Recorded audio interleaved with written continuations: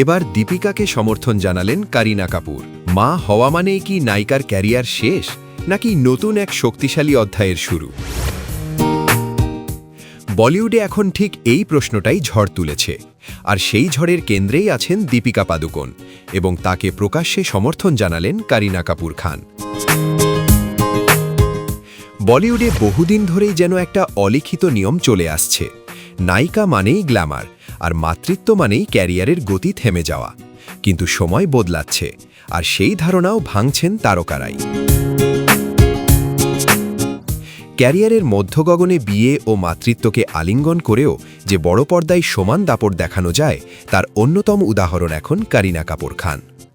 সম্প্রতি মা হওয়ার পর নিজের কাজের সময় নিয়ে বড় সিদ্ধান্ত নিয়েছেন দীপিকা পাদুকোন। তিনি স্পষ্ট জানিয়ে দিয়েছেন, দিনে 8 ঘন্টার বেশি শুটিং করবেন না। এই শর্তের কারণেই নাকি পরিচালক সন্দীপ রেড্ডি বাঙ্গার বড় প্রজেক্ট স্পিরিট এবং কালকি 2898 ADর সিকুয়েলের মতো কয়েকটি বড় ছবির সুযোগ হাতছাড়া হয়েছে তার। এই সিদ্ধান্ত ঘিরে যখন নেট দুনিয়ায় তুমুল আলোচনা চলছে, তখনই দীপিকার পাশে দাঁড়ালেন করিনা। সম্প্রতি এক সাক্ষাৎকারে করিনা স্পষ্ট করে বলেন, শুরু থেকেই নিজের কথা পরিষ্কার বলা খুব জরুরি।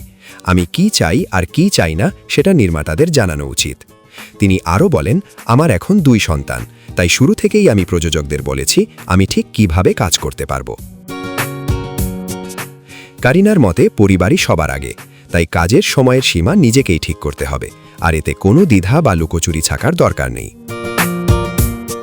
উল্লেখ্য, মা হওয়ার পর নিজের চুক্তিতেও বেশ কিছু পরিবর্তন এনেছেন দীপিকা পাদুকোন। মেয়ে দুয়াকে সময় দেওয়ার জন্যই মূলত কাজের সময় নির্দিষ্ট করেছেন তিনি। বড় বাজেটের কিছু সিনেমা হাতছাড়া হলেও নিজের সিদ্ধান্তে অটল এই অভিনেত্রী। আপনার কি মনে হয়, মাতৃত্ব কি সত্যিই নায়িকার ক্যারিয়ারের বাধা, নাকি নতুন শক্তির শুরু? কমেন্টে জানান।